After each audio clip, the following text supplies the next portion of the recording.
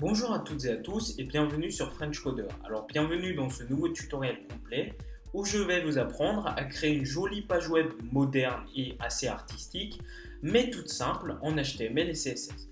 Donc voilà ce qu'on va réaliser donc avec une barre de navigation, avec donc ici un header avec du texte, une image en arrière-plan et bien évidemment un pied de page. Donc voilà.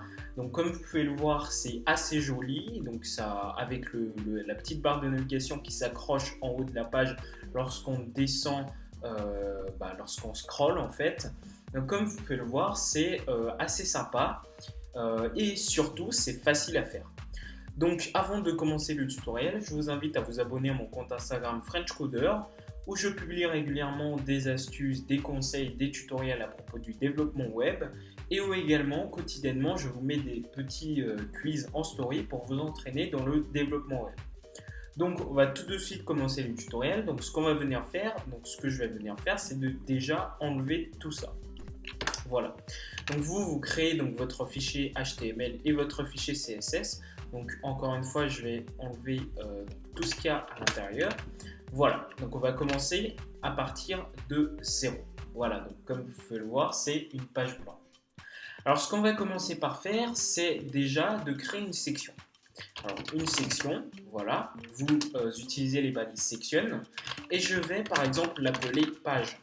Donc cette section, elle va en fait venir stocker, alors ici je vais être dans mon projet final, ce que je vais faire c'est le mettre en full page. Donc ce code sera bien évidemment dans la description.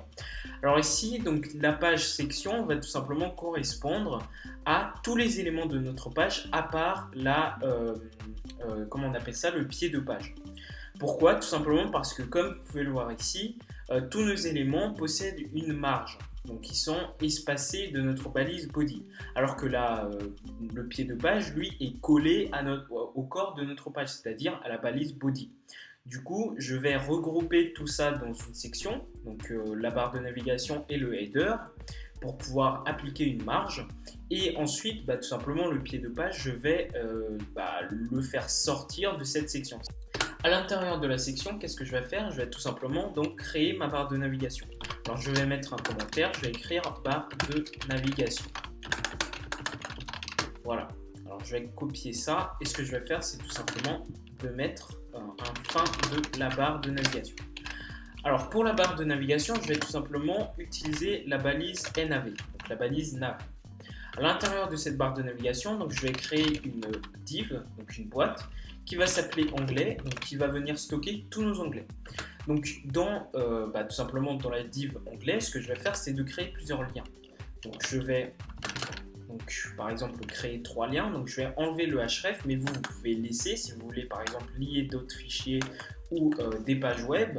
Donc moi ici je ne vais faire aucune redirection, donc je vais enlever le href et je vais par exemple écrire mes sociétés.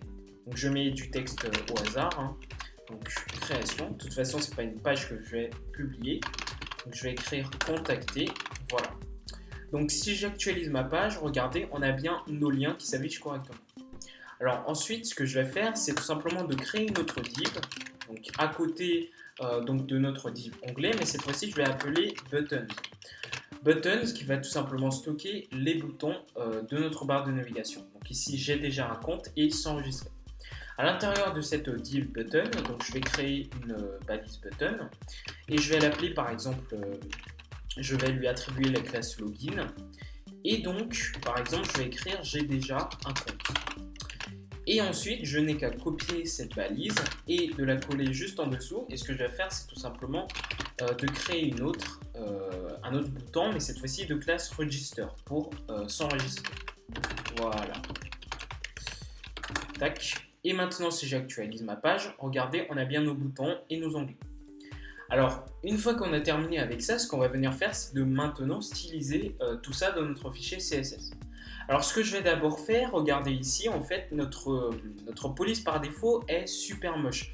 Donc pour modifier la police, ce que je vais faire, c'est tout simplement de me rendre sur la bibliothèque Google Fonts. Voilà. Et vous cliquez sur le premier lien.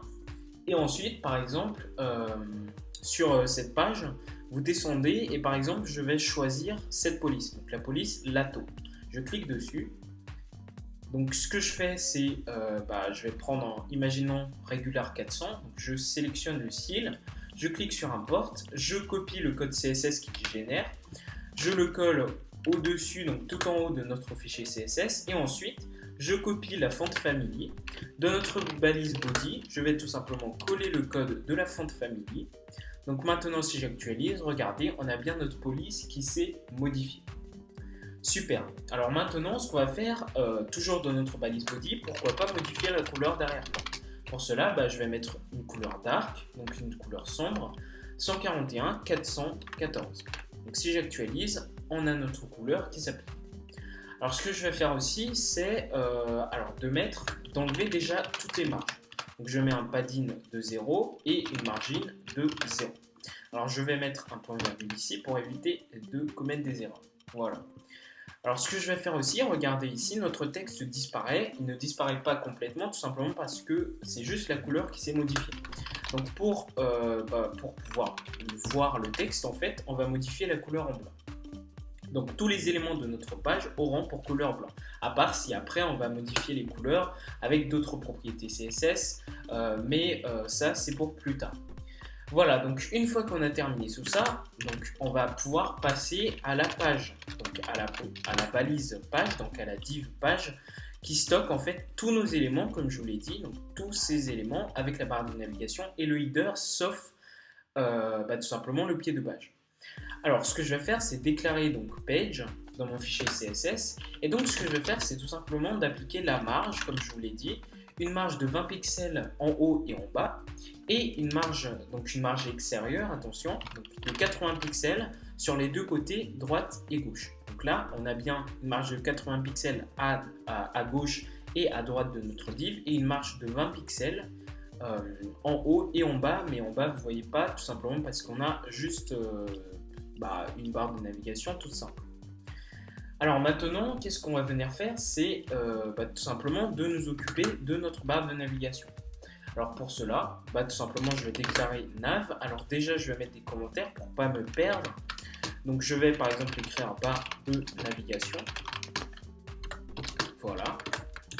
Super. Alors ensuite, juste en dessous, je vais mettre par exemple fin de la barre de navigation. Donc ça, vous n'êtes pas obligé de mettre, mais je vous conseille de le faire pour éviter de vous perdre dans votre code CSS. Alors maintenant, on va passer aux choses sérieuses. Donc au niveau de notre barre de navigation, on va juste venir mettre un display flex. Voilà. Donc pour l'instant, on met un display flex. Et là, comme vous pouvez le voir, nos éléments s'alignent. Donc notre div onglet et notre div buttons sont alignés. Ensuite, ce que je vais faire, c'est tout simplement un flex wrap à wrap pour tout simplement passer à la ligne lorsque la résolution de l'écran est trop petite et ne supporte pas l'alignement des éléments. Alors ensuite, je vais mettre un justify content space between. Voilà, donc justify content, j'arrive pas à écrire, space between, afin de mettre un écart entre nos onglets et nos boutons. Alors une fois qu'on a ça, ce qu'on peut faire, c'est tout simplement de mettre un position sticky. Un position sticky, donc voilà, qui va en fait nous permettre de fixer la barre de navigation lorsqu'on scrolle. Donc par exemple, lorsque je descends, regardez ici, notre barre de navigation suit en fait le scroll. Donc elle reste fixe à sa position principale. Bon, je ne sais pas comment on appelle ça, mais en tout cas, elle reste fixe. Donc, tout simplement, on lui dit de le mettre à fixe tout en haut. Donc, on le fixe tout en haut de la page lorsqu'on scrolle. Donc là, bien évidemment, si j'actualise la page, rien ne se passe quand je scrolle, tout simplement parce qu'on a une simple barre de navigation et on n'a pas encore tout notre contenu. Alors, maintenant, une fois qu'on a ça, ce que je vais faire, c'est aussi de modifier la background color. Alors, vous allez me dire à quoi ça va servir. Alors, ce que je vais faire, c'est déjà de prendre la même couleur que l'arrière-plan de notre page. En fait, ça va tout simplement servir, donc ici, on ne voit pas l'effet, mais en fait, ici, dans notre projet final, lorsque je scroll, donc lorsque je descends avec mon curseur, eh bien en fait, on a la background color de notre barre de navigation qui s'affiche. Donc là, lorsque je me place au niveau de notre header, comme vous pouvez le voir ici, notre couleur d'arrière-plan n'est pas transparent. Alors que si j'enlève cette background color, eh bien tout simplement, il n'y aura pas d'arrière-plan au niveau de notre barre de navigation et du coup ça va provoquer un effet assez moche vu que on ne va voir en fait que les onglets et les boutons et pas la couleur d'arrière-plan de notre barre de navigation. C'est pour ça qu'il est important de mettre une barre de navigation, de mettre une couleur d'arrière-plan pardon, à notre barre de navigation pour bien distinguer notre barre de navigation de notre page. Voilà. Donc ensuite, ce que je fais, c'est tout simplement de mettre un padding de 10 pixels et de 0 pixels, c'est-à-dire de 10 pixels en haut et en bas et de 0 pixels sur les côtés. Donc ça, c'est une marge intérieure cette fois-ci. J'applique une marge intérieure à notre barre de navigation et plus une marge extérieure. Donc c'est quoi la différence entre les deux ? Donc je vais vous l'expliquer. Donc je vais tout simplement aller sur un tableau blanc. Voilà. Et en fait, donc une marge intérieure, imaginons que vous ayez un élément, donc ça c'est notre élément. Bref, voilà, donc notre élément. Une marge intérieure, c'est tout simplement donc la marge qui se trouve à l'intérieur. Donc par exemple, la marge à gauche, la marge à droite, la marge en haut et la marge en bas. Donc ça, c'est la marge intérieure. Ça s'appelle un padding en CSS. Alors que la marge extérieure, c'est tout ce qui se trouve à l'extérieur de notre élément. C'est-à-dire la marge extérieure, alors je vais changer de couleur, c'est-à-dire donc la marge extérieure en haut, la marge extérieure à droite, la marge extérieure à gauche et la marge extérieure en bas. Donc c'est ça la différence. Donc ici, donc la marge extérieure va correspondre aux margines en CSS. Et la marge intérieure, c'est le padding. Donc là, j'ai appliqué une marge intérieure. Une fois qu'on a fini avec la barre de navigation, bon, on n'a pas totalement fini, mais on a fini avec la div nav. C'est pas une div, mais c'est un élément, pardon. Donc ce qu'on va venir faire, c'est maintenant de nous occuper des onglets de notre barre de navigation. Alors pour cela, je vais tout simplement les aligner. Ensuite, je vais mettre pareil, un flex wrap à wrap. Et ensuite, ce que je vais faire, c'est tout simplement une margin top de 10 pixels. Alors comme je vous l'ai dit, là c'est une marge extérieure en haut, cette fois-ci de 10 pixels.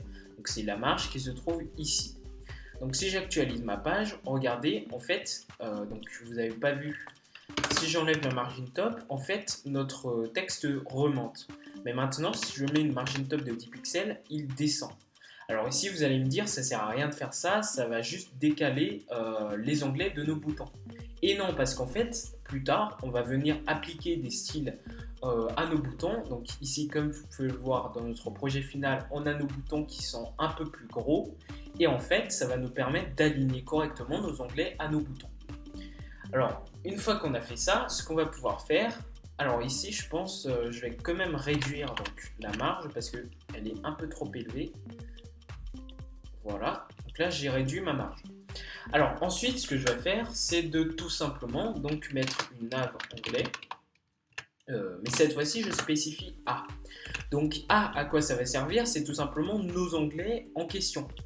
Nos onglets se trouvent à l'intérieur des balises A. Et ces balises A se trouvent à l'intérieur de notre div de classe onglet. C'est pour ça qu'ici, on déclare nav, parce que la div de classe onglet se trouve à l'intérieur de notre barre de navigation. Ensuite, on déclare onglet, et ensuite, on déclare A. Donc là, on spécifie le texte, si vous voulez, de nos onglets. Alors, ce que je vais faire, c'est tout simplement de mettre une margin right déjà d'environ 20 pixels. Pourquoi? Pour pouvoir mettre un espacement entre chaque onglet. Donc là, comme vous pouvez le voir dans notre schéma, cette fois-ci, on touche à la marge extérieure à droite pour pouvoir mettre en fait un espacement entre chaque onglet. Ensuite, ce que je vais pouvoir faire, c'est de mettre un curseur à pointeur. Donc ça, vous n'êtes pas obligé de le faire si vous avez mis un href. Donc si vous mettez un href ici, est-ce que si vous placez donc, votre curseur au niveau de votre onglet, eh bien tout simplement votre curseur va automatiquement se modifier en un pointeur parce que c'est un lien.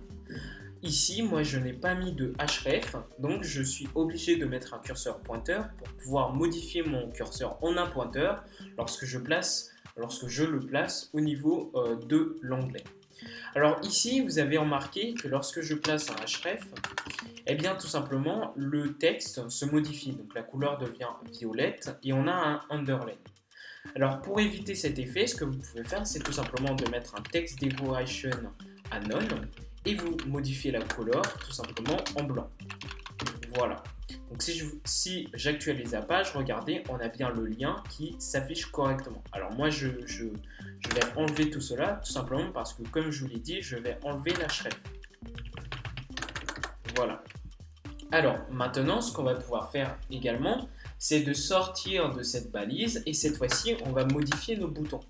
Alors, je déclare donc la balise buttons et en même temps, je déclare tous les boutons. Donc ici, je spécifie tous les boutons de notre balise buttons qui se trouvent à l'intérieur de notre barre de navigation. Alors, ce que je vais faire, c'est donc de mettre une padding, une marge intérieure de 13 pixels en haut et en bas et de 20 pixels sur les côtés. Donc si j'actualise, regardez, on a agrandi nos boutons. Et c'est ce que je vous ai dit. Donc ici, on a descendu nos onglets pour les placer au même niveau que nos boutons qui ont été agrandis. C'est pour ça qu'on a fait ça tout à l'heure. C'est pour ça que j'ai mis une marge en fait ici de 5 pixels. Une margin top de 5 pixels. Donc je vais modifier également la couleur de nos boutons en blanc. Donc si j'actualise, on ne voit plus trop nos textes. Mais ce qu'on va pouvoir faire, c'est donc d'enlever déjà une border, de mettre la border à none, donc d'enlever la bordure. Et donc, par exemple, je peux mettre une couleur d'arrière-plan en rouge. Donc là, tous nos boutons seront en rouge. Donc c'est pour ça que j'ai modifié la couleur en blanc pour bien voir le texte qui se trouve à l'intérieur de nos boutons. Alors, ce que je vais faire aussi, c'est par exemple augmenter la taille de la police. Donc je vais mettre à 15 pixels. Si j'actualise, on a bien la taille de la police qui se modifie. Et ensuite, comme tout à l'heure, je vais mettre un curseur pointeur pour que lorsque je place mon curseur au niveau tout simplement du bouton, il se modifie en un pointeur. Et enfin, je vais mettre un outline none, tout simplement parce qu'ici, en fait, lorsque je cliquais sur notre bouton, on avait un petit, comment on appelle ça, donc une petite bordure rouge autour de notre bouton qui se crée. Donc si j'enlève le outline, regardez, si je clique sur notre bouton, on a une bordure, ici pas rouge parce que la couleur de notre bouton c'est déjà du rouge, mais en fait lorsque je clique sur le bouton, on a une bordure qui se crée autour.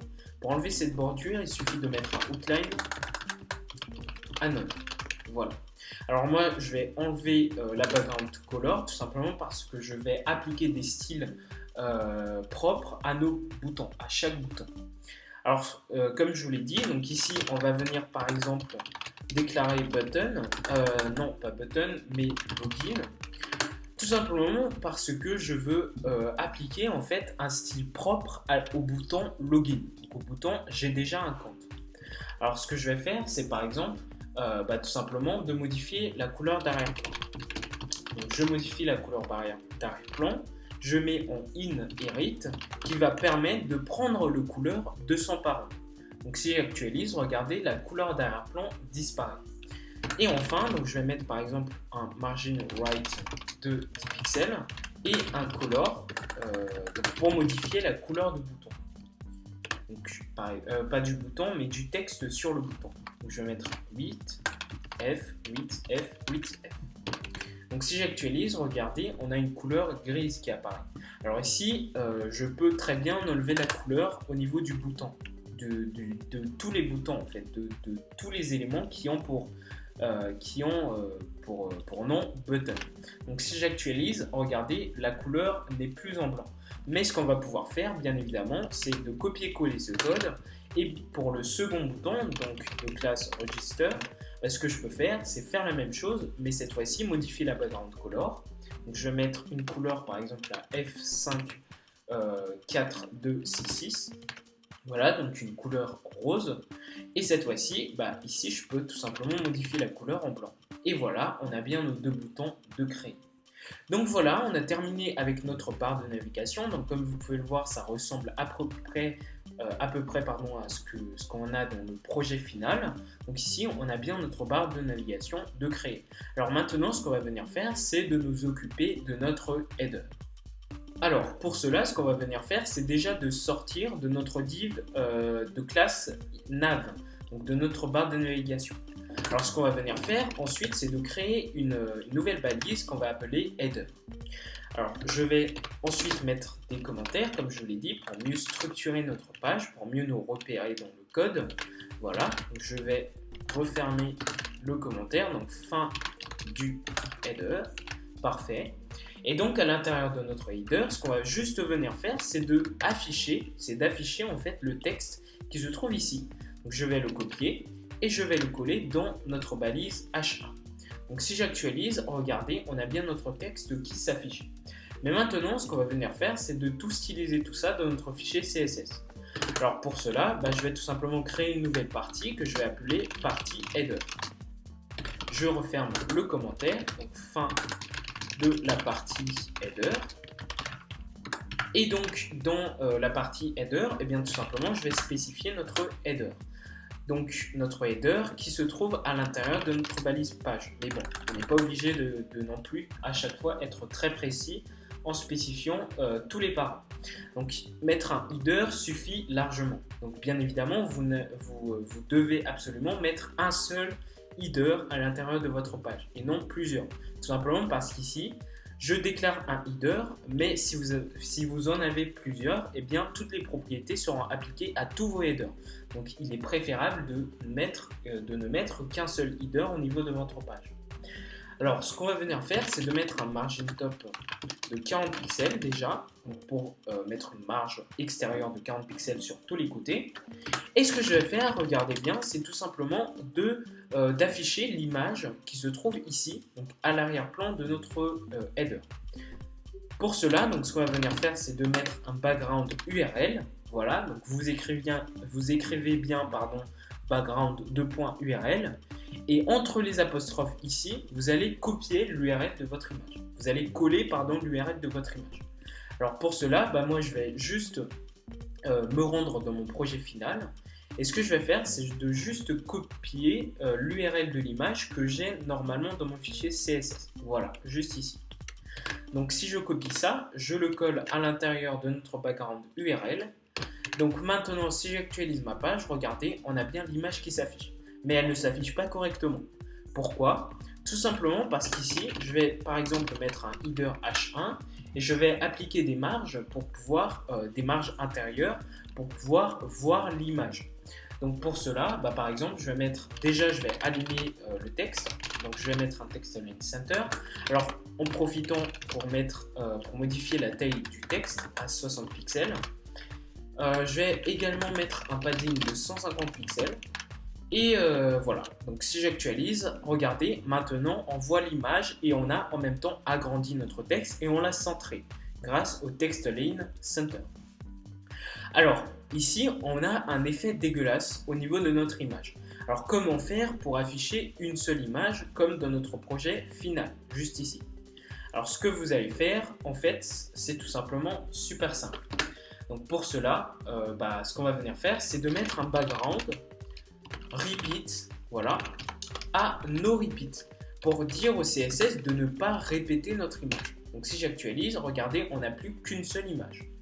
Alors maintenant, ce qu'on va venir faire aussi, c'est de centrer cette image au niveau de notre header. Donc pour cela, vous mettez juste un background position en fait à center. Donc si j'actualise, regardez, notre image est centrée au niveau de notre header. Et ensuite, ce que je vais faire, c'est de modifier la taille de l'image. Donc je vais utiliser la propriété background size que je vais mettre par exemple à 400 pixels. Voilà. Si j'actualise, regardez, on a bien notre image qui s'affiche correctement. Et voilà, c'est tout pour notre header. Alors maintenant, ce qu'on va venir faire, c'est tout simplement de nous occuper de notre pied de page. Alors pour cela, tout simplement, on va se rendre donc dans notre fichier HTML et en dehors de notre header, mais non seulement en dehors de notre header, mais aussi en dehors de notre section de classe page. Parce que rappelez-vous, ici, comme je vous l'ai dit, alors je vais changer ça en full page. Donc ici, comme je vous l'ai dit, en fait, notre pied de page ne se situe pas dans le même bloc que notre barre de navigation et notre header. Donc ça va nous permettre d'éviter d'appliquer la marge qui se trouve juste ici, la marge extérieure. Donc pour cela, je ressors en fait de notre section page et cette fois-ci, tout simplement, par exemple, je vais créer une partie pied de page. Voilà. Et je vais refermer cette partie, donc fin du pied de page. Et ensuite, tout simplement, je vais venir créer notre pied de page en utilisant la balise footer. Alors, à l'intérieur de cette balise footer, alors qu'est-ce que vous allez faire? C'est très simple. Vous allez tout simplement, par exemple ici, mettre déjà un H5. Donc, vous n'êtes pas non plus obligé de faire comme moi, mais moi, c'est ce que je vais faire. Je vais par exemple ici mettre une balise H5 pour afficher le petit texte qui se trouve ici. Des questions, appelez-le, blablabla. Donc, je vais copier le texte. Je colle ici. Et voilà, si j'actualise mon code, on a bien le texte qui s'affiche ici. Donc ça, regardez, donc ce numéro de téléphone, c'est un faux numéro de téléphone, bien évidemment. Alors maintenant, comment faire pour afficher les colonnes qui se trouvent ici? C'est très simple. Ce qu'il vous suffit de faire, c'est tout simplement de créer une div, donc une boîte, qu'on va appeler par exemple colonne, de classe colonne. Et à l'intérieur, vous allez créer plusieurs divs de classe colonne, mais cette fois-ci sans S. Voilà. Donc si j'actualise, eh bien rien ne se passe tout simplement parce qu'on n'a rien dans nos colonnes. Alors je vais juste copier la div de classe colonne sans S qui se trouve à l'intérieur de notre div principale colonne. Et bien par exemple je vais copier et coller 4 fois. Donc si j'actualise, encore une fois rien ne se passe. Alors maintenant, ce que je vais faire à l'intérieur de nos colonnes, eh bien, on va afficher du texte comme à l'intérieur de notre projet final. Eh bien, c'est très simple. On va juste créer des paragraphes, par exemple, ici. Voilà. Alors, ce que je vais faire pour éviter de perdre trop de temps, c'est de tout simplement aller dans mon projet final. Comme ça, voilà. Donc, je vais dans mon fichier HTML. Et ce que je vais faire, c'est tout simplement de copier les paragraphes juste ici. Donc vous, bien évidemment, vous allez créer vos propres paragraphes. Donc moi, pour éviter de perdre trop de temps, je vais copier-coller tous les paragraphes. Donc, pareil pour la deuxième colonne. Je copie. Je colle à l'intérieur de la deuxième colonne. Donc je n'oublie pas d'indenter tout ça. Ensuite, pour la troisième colonne, donc vous voyez, c'est super simple. Vous créez juste des balises paragraphes. Alors bien évidemment, vous pouvez placer autant de colonnes que vous souhaitez. Donc moi, par exemple, ici, j'en place seulement 4. Et enfin, donc la dernière colonne, je copie tous les paragraphes. Et donc, à l'intérieur de la dernière colonne, je vais tout coller. Donc si j'actualise ma page, regardez, on a bien toutes nos colonnes qui s'affichent, mais pas en colonne. Donc pour les mettre en colonne, c'est très simple, ce qu'il suffit de faire, donc je vais déjà créer une nouvelle partie, donc pied de page, dans mon fichier CSS. Fin du pied de page. Alors on n'oublie pas de fermer le commentaire, voilà.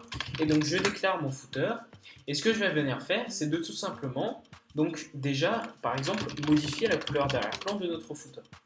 Alors par exemple, je vais mettre une couleur dark. Voilà, 1A, 1A, 1A, voilà. Donc si j'actualise ma page, on a bien modifié la couleur de notre footer.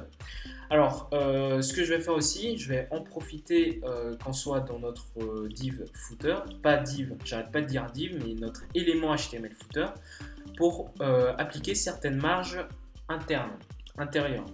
Donc par exemple, je vais mettre une marge intérieure en haut et en bas de 25 pixels et une marge sur les côtés de 100 pixels. Sur les côtés gauche et droite. Voilà, donc comme ça, on a bien nos marges qui s'affichent. Alors ensuite, ce que je vais faire aussi, c'est de modifier la couleur du texte qui se trouve à l'intérieur de notre footer. Alors je vais par exemple mettre 82, 82, 82. Voilà, donc ici, comme vous pouvez le voir, la couleur s'est bien modifiée comme dans notre projet final, juste ici. Donc ensuite, ce qu'il nous reste à faire, c'est tout simplement d'aligner nos colonnes. Voilà. Donc, ce qu'on va venir faire, c'est tout simplement de déclarer notre footer, mais cette fois-ci, on déclare la balise colonne avec S qui stocke en fait toutes nos colonnes. Et ce que je vais faire, c'est tout simplement de mettre un display flex. Et si ici j'actualise, regardez, nos colonnes sont alignées. Et donc, je vais mettre un flex wrap comme d'habitude. Et ensuite, ce que je vais tout simplement faire, c'est de mettre un espace entre chaque colonne. Donc, je vais mettre un justify content à space between. Donc si j'actualise ma page, regardez, on a bien nos espaces entre chaque colonne. Et comme vous pouvez le voir, nos colonnes s'affichent correctement. Alors enfin, ce qu'il nous reste à faire, c'est par exemple ici afficher donc tout simplement le créateur de la page. Donc moi, ce que je vais faire, c'est tout simplement d'aller dans mon fichier HTML et de sortir de la balise div colonne. Et donc, ce que je vais faire, c'est tout simplement de créer un paragraphe. Et je vais, par exemple, coller le code ici, donc le texte French Coder France. Si j'actualise ma page, regardez, on a bien le texte qui s'affiche. Donc voilà, on a terminé notre footer, mais regardez, on a un petit problème. Si j'inspecte l'élément, et si je me place en format mobile, eh bien, tout est dans le bordel. Alors, surtout notre header. Alors, pour mettre la page web en responsive, c'est-à-dire qui s'adapte au format mobile, ce qu'on va pouvoir faire, c'est tout simplement d'utiliser les media queries. Donc, on va juste écrire media screen and entre parenthèses max width 640 pixels par exemple. Et à l'intérieur de ce media queries, on va venir appliquer les propriétés qu'on veut que l'on fasse lorsque tout simplement la résolution de l'utilisateur est inférieure ou égale à 640 pixels, c'est-à-dire le format mobile habituel. Pas mobile, mais même tablette si je ne me trompe pas. Alors, tout simplement, ce qu'on va venir faire, c'est déjà de réduire la marge au niveau de notre section page. Parce que ici, si je me place en format mobile, regardez, on a les marges dégueulasses qui s'appliquent à notre format mobile, à la résolution de l'utilisateur. Donc ce qu'on va venir faire, c'est de tout simplement enlever les marges qu'on a appliquées au niveau de notre section, tout simplement qui stocke notre barre de navigation et notre header. Donc pour cela, tout simplement je déclare la section page, voilà. Et ce que je vais faire, c'est tout simplement de diminuer les marges, je vais mettre à 10 pixels. Donc si je me place en format mobile, on n'a plus les marges, les grosses marges qu'on avait tout à l'heure. Alors, une fois qu'on a terminé avec ça, ce qu'on va pouvoir faire, c'est de modifier notre header. Donc, par exemple, je vais mettre un margin top de 20 pixels, voilà, pour éloigner notre header de 20 pixels. Donc ensuite, je vais pouvoir en fait ici gérer la taille de l'image qui se trouve ici, parce que comme vous pouvez le voir, si on a un écran mobile, l'image est un peu trop grande. Donc pour cela, je vais tout simplement redimensionner le background, en fait, l'image en arrière-plan de notre header. Donc j'utilise la propriété background size et je vais mettre par exemple à 250 pixels.